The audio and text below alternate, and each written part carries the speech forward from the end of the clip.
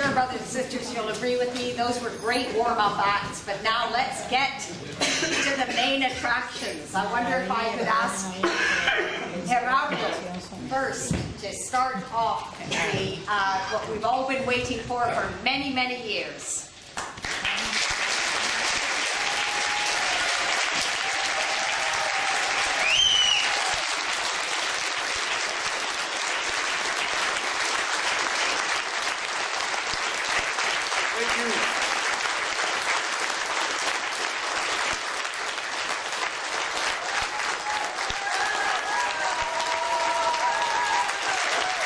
Thank you.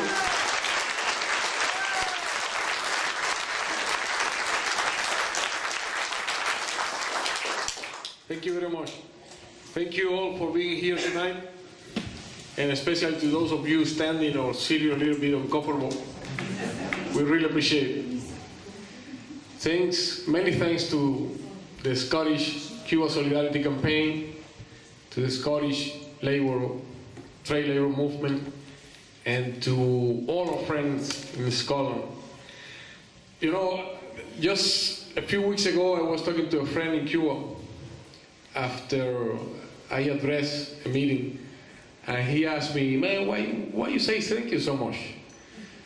You should be thank you. And of course this friend doesn't know what it means to be sitting in a maximum security prison with 2 life sentences plus 15 years, having no date of release, which is very important when you are in prison, having a paper that says date of release. Even those people whose date of release was 20 years ahead, they felt different from those that didn't have a date, like myself.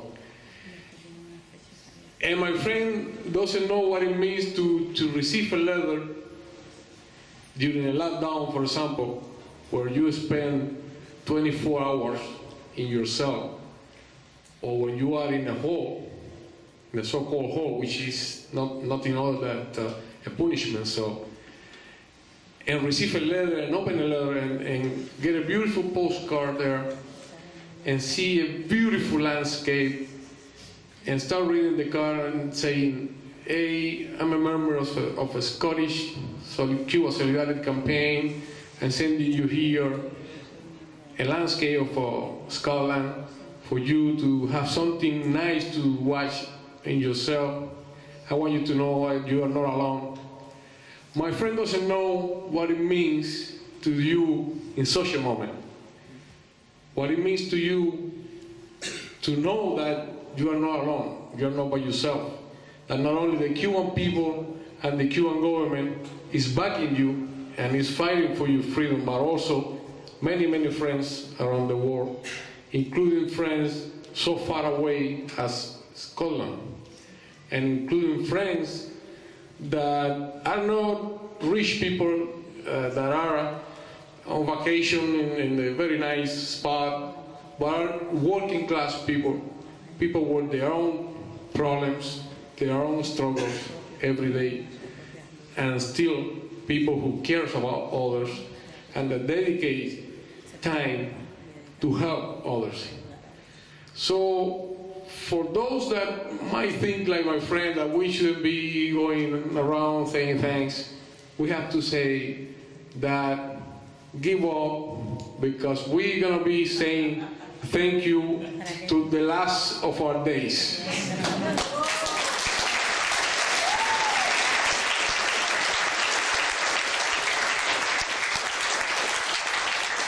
As you know, also Irmita Salnuevo, René's daughter, and Adriana, my wife, and our little girl, Gemma, are part of our delegation.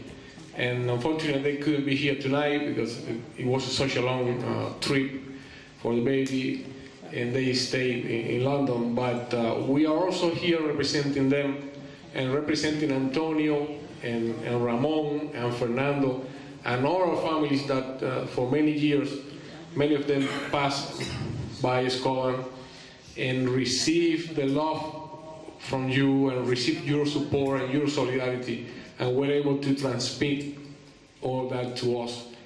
And I want you to know that we felt very, very encouraged. Because people, when people think about solidarity, our friend here mentioned, well, we in Scotland didn't free the five, but we contributed. I'm not even agree with that statement. Because I believe that the mechanism that freed us was composed of many small parts. And without one of those small parts, it wouldn't work.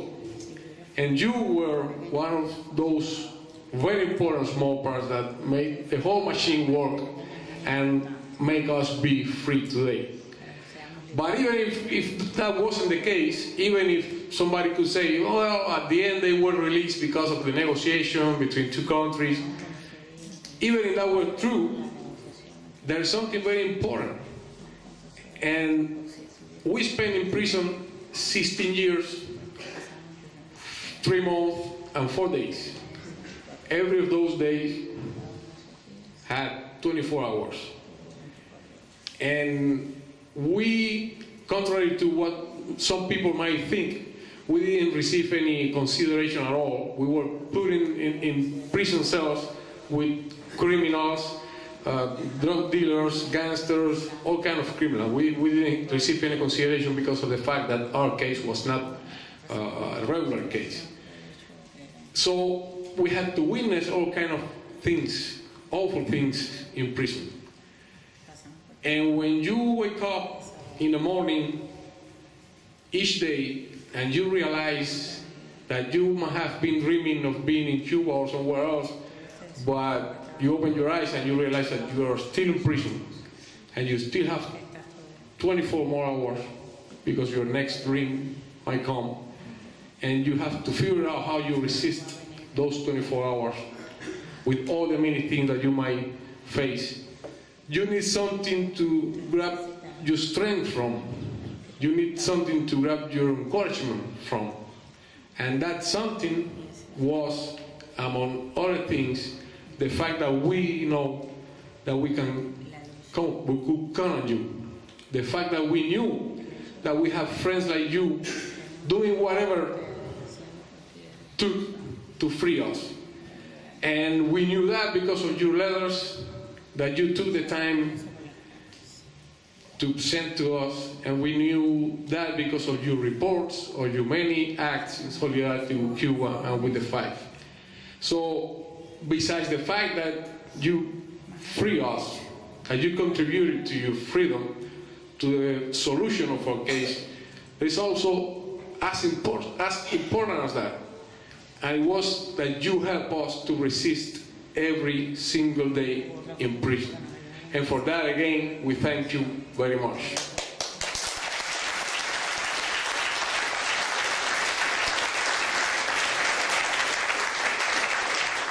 And I could keep adding things to the list, right? Because if Adriana myself now has a beautiful 18-month-old baby, it is because of you too. You contributed to that as well. And if my wife is expecting twins now, due in next January or December, you contributed to that as well. Of course, I put the best part there. So, I'm gonna be brief because my brother here wants to share something to you as well. But just briefly, I want to tell you, yes, we have achieved a very, very important victory with the release of the five, but the struggle must be on. There are some people confused around the world, even friends of Cuba, that say, well, now you are friends of the Americans and everything is solved now. Forget about it. We know very well who our real friends are.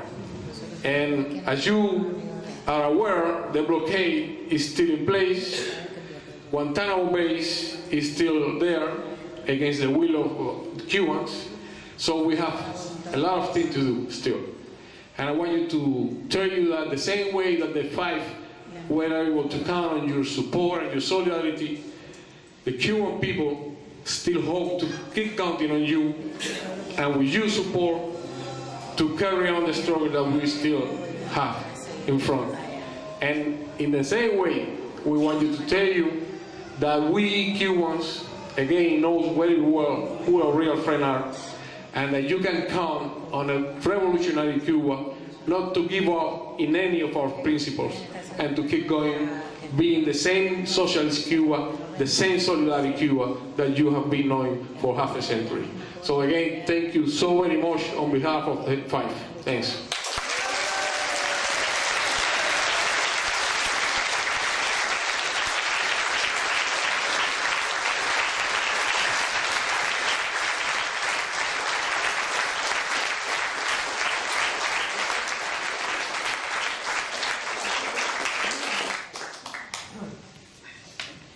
My friend here is very modest and humble man. So I'm going to open up with a news that we received from Cuba. He's going to be the next manager of the Cuban baseball team, and he's going to defeat the Kampaloo baseball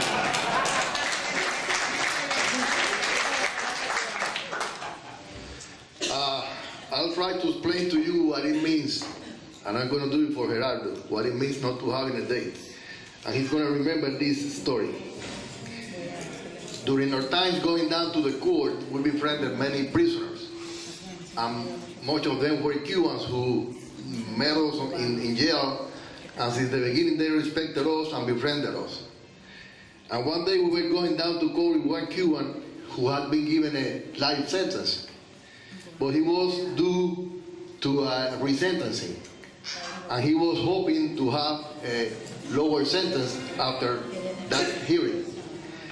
So we went down with him to the court, and he went to his hearing in front of the judge, and we were waiting for him to come back to see how many years he had been given.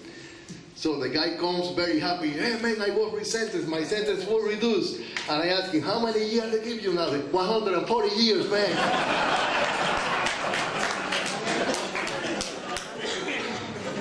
So that gives you an idea of what it means not to have a day.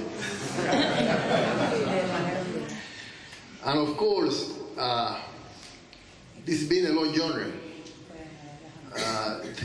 The U.S. government wanted this journey to be much longer. And when we started this journey, we started it by ourselves, in the hole, without communication to the exterior world, without contact with our family or with Cuba. And all we could do was to hold on to our principles. And it took a little while before other people was able to join us on that journey. As a matter of fact, it took almost 3 years for the world to be told by Fidel about the case, because nothing could be said before. So we had to live there in silence, going to trial, listen to all the lies and distortions of the Miami media. Of course, we beat the crap out of the prosecutors, which made us very happy. But it wasn't until June 2001 that Fidel was free to tell the world about the case. And then, first our families and then the Cuban people were able to go together with us and accompany us through this journey. But as soon as the Cuban people get on the bus with us and started together the journey with us, we started to receive support from Britain. And it was a big surprise to us. And let me tell you something, and it's not because I'm here. When the British people, the British Solidarity Campaign, and the British unions jumped in that bus to go together with us to that journey, that bus took on speed very fast. And it went so far and so fast that at the end of this journey, the White House was receiving calls every day and knocking in the doors, asking for them about the fight. So we cannot minimize what you meant for us in this journey.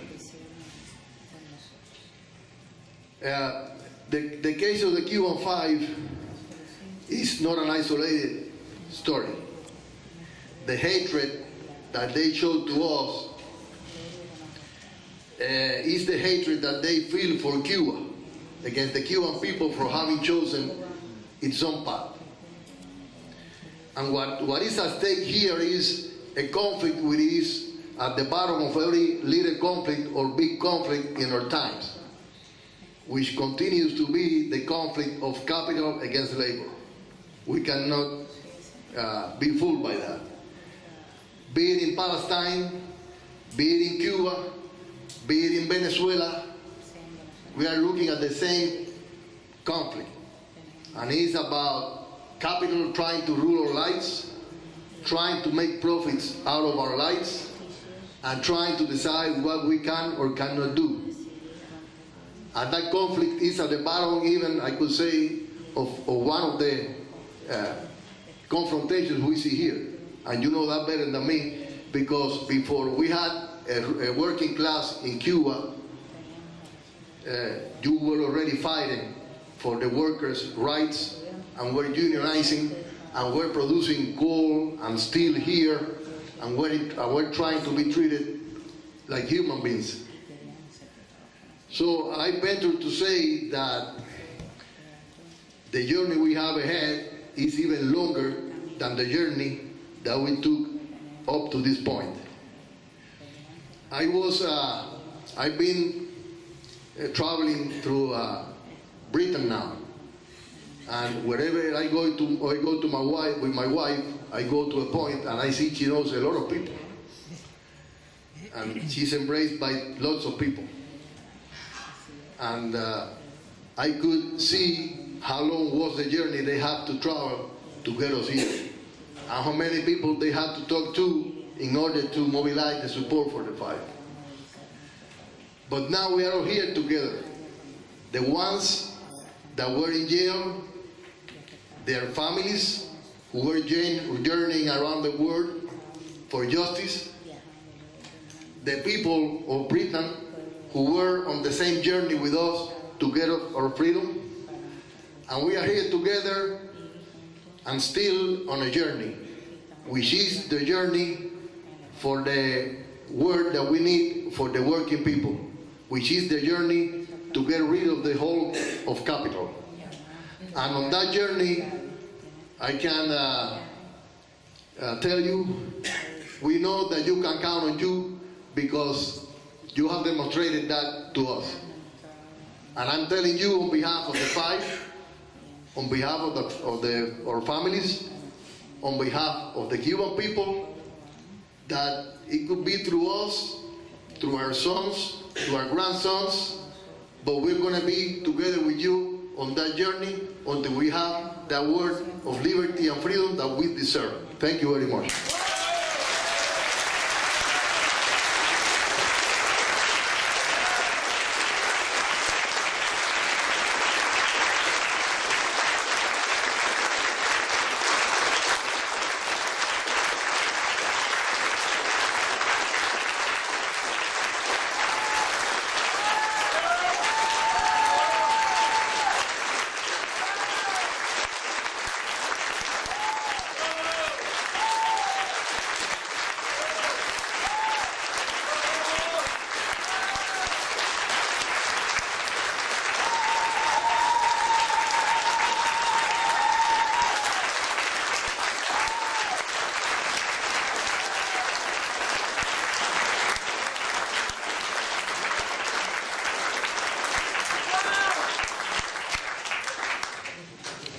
Thank you, Gerardo and René. And if that doesn't make you want to fill out the Scottish Cuba Solidarity Campaign membership form, I'm really sorry. I've got no other tricks up my sleeve. And,